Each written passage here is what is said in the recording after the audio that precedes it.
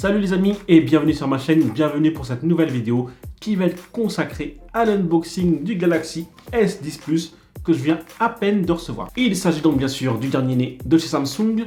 Pour le moment, je suis très heureux avec mon Mate 20 Pro. Ce S10 Plus pourra-t-il le détrôner? C'est donc parti pour le unboxing de ce S10 Plus.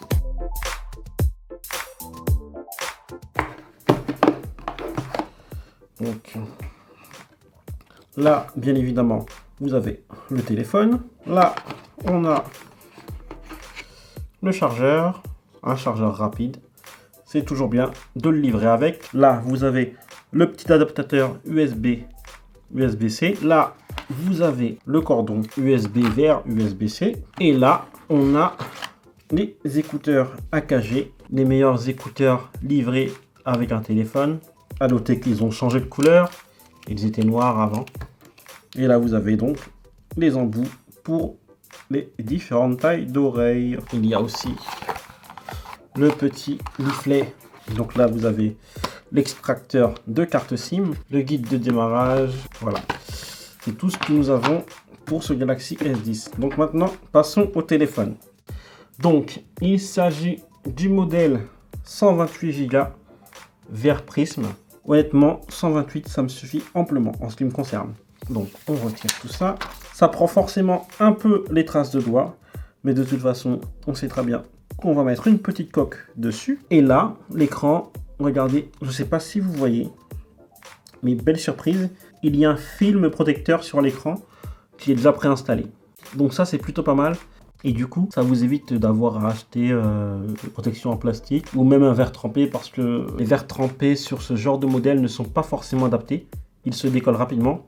Et puis, comme on a pu le voir dans certains tests, pour l'empreinte, ça ne passe pas. Au niveau de la prise en main, c'est plutôt agréable. Il tient bien en main. Il n'est pas glissant comme certains autres téléphones.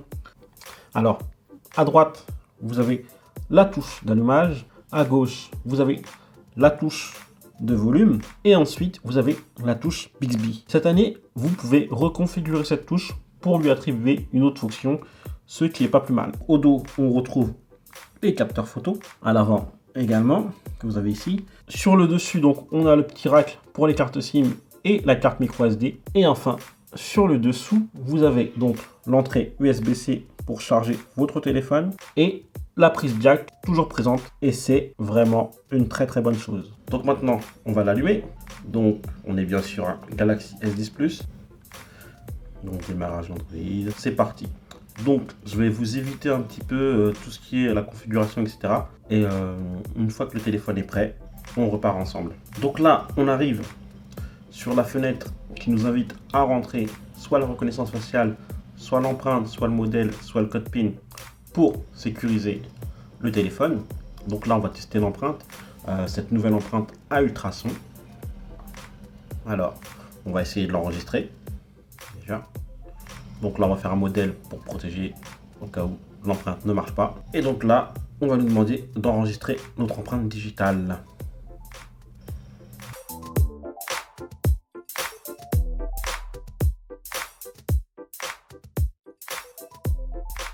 Donc voilà, suivant, et là l'empreinte est ajoutée. Donc maintenant voilà, ce fameux déverrouillage de l'empreinte digitale par ultrasons, on verra ce que ça donne à l'usage. Donc là ensuite, service Google, etc.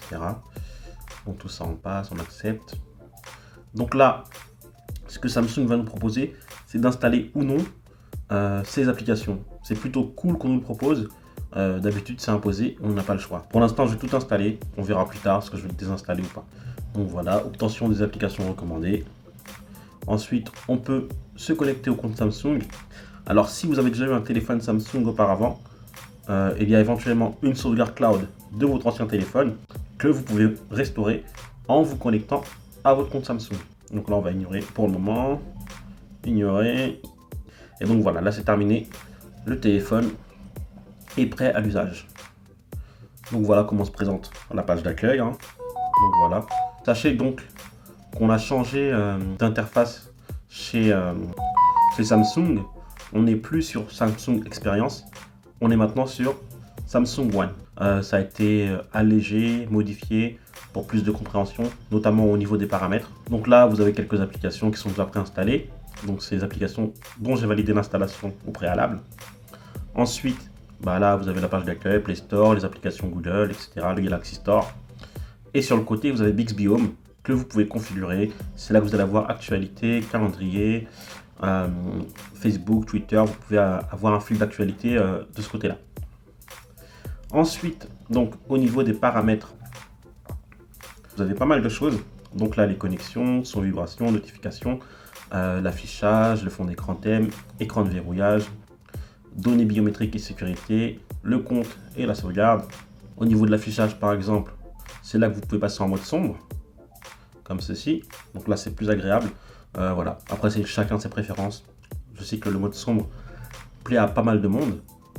Donc là, je vais repasser en mode normal. Au niveau de la résolution de l'écran, on est au départ en Full HD+. On peut se mettre en WQHD+, mais la batterie en partira. Ou alors rester en HD+, la qualité de l'écran ne sera plus la même. Donc pour l'instant, on va rester en Full HD+. On peut choisir les applications qui restent en plein écran ou pas. La disposition de l'écran d'accueil. L'écran latéral, alors l'écran latéral c'est ça. Et sur le côté c'est ça. On peut avoir les applications, le calendrier, plein d'infos, plein de barres latérales qui peuvent s'afficher. Et c'est à télécharger sur le Galaxy Store. Ensuite, au niveau de la barre de navigation, là on peut choisir soit de naviguer par geste. C'est ce que je fais moi avec mon Huawei Mate 20 Pro, soit de garder les touches de navigation. Donc là, ce qui va se passer, c'est qu'on va garder la navigation par geste. Et donc voilà. Donc ce qui se passe, c'est que là, vous pouvez retourner à l'accueil, par exemple. Voilà. Ici, vous allez avoir, vous allez avoir les dernières applications utilisées. Voilà. Et à droite, ce sera pour revenir en arrière. Voilà. C'est un peu différent de ce qu'on a sur le Huawei Mate 20 Pro.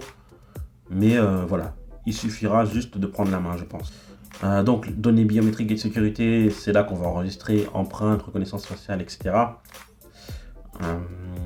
Dans les fonctions avancées, on a Bixby Routine, l'affichage des pop-up, la capture intelligente, le partage direct. Donc voilà, on va pas tout faire. C'est à vous de choisir un petit peu, de parcourir un petit peu et de voir ce qui vous plaît ou pas. Le bien-être numérique, le temps d'écran, le fonctionnement au ralenti, voilà. Pour l'entretien d'appareil, la gestion des applications, les autorisations, la gestion de la batterie. Donc voilà, il y a pas mal de choses à voir au niveau des paramètres. Donc quand on arrive à la photo, ça se présente comme ça. Le menu a été épuré du coup par rapport à Samsung Experience. Donc là on est en mode normal. Ici on est en mode grand angle. Et ici on va être en mode zoom x2. Donc voilà les différents modes qui nous sont proposés. Donc à droite on a la vidéo. Ici on a toujours le super ralenti. Ensuite on a le ralenti normal on va dire. L'hyperlapse. De l'autre côté on a donc le mode portrait avec différents filtres à activer. On a le mode pro. On a le mode panorama. Et on a le mode alimentation. Voilà comment se présente le mode photo. Donc on fera un test un peu plus poussé et notamment une comparaison avec le Huawei Mate 20 Pro pour voir ce que ça donne en conditions réelles. Donc ensuite, je voulais tester l'efficacité de l'empreinte digitale. Alors, donc là, je pose mon doigt et ça a déverrouillé. J'appuie assez fort. Alors, en appuyant. Donc voilà, c'est assez... ça répond assez rapidement. Ça répond plutôt bien. Alors, il y a un petit bémol quand même. J'ai l'impression qu'avec la protection d'écran qui est préinstallée par Samsung, l'empreinte est peut-être un peu moins efficace. La reconnaissance de l'empreinte est peut-être un peu moins efficace. Donc à voir si jamais on retire cette protection, comment ça se passe. J'ai notamment vu sur certains tests que la protection d'écran atténuait la qualité de l'écran. Donc il est fort probable que ça atténue aussi un petit peu la reconnaissance de l'empreinte digitale. Donc à voir dans les usages comment se comporte cette protection d'écran et à voir si on trouve mieux sur le marché. Avant de terminer, autre nouveauté, la fonction partage d'énergie. Donc comment ça se présente? Donc là, on baisse le volet des notifications, partage d'énergie activé.